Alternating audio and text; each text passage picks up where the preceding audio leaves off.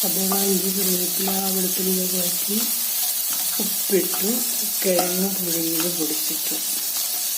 ഇനി മഞ്ഞൾ, മസാല, മുളക് പൊടി, മഞ്ഞൾപ്പൊടി ഒക്കെ ചേർക്കാം. മല്ലിപ്പൊടി, മുളക് പൊടി, ഗരം മസാല, മഞ്ഞൾപ്പൊടി ഇതെല്ലാം ഒന്ന് മൂപ്പിക്കണം.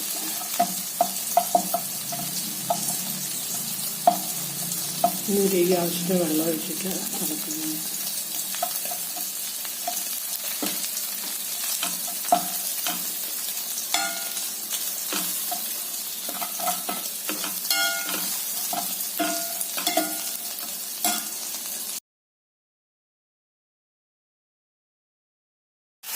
വെള്ളം ഒഴിച്ച് കുറച്ചുകൂടെ വെള്ളം ചേർക്കാം. ചാറിൽ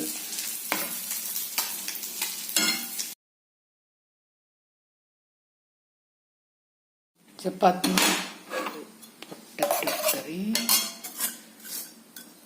ക്രീം ഫ്രൈ,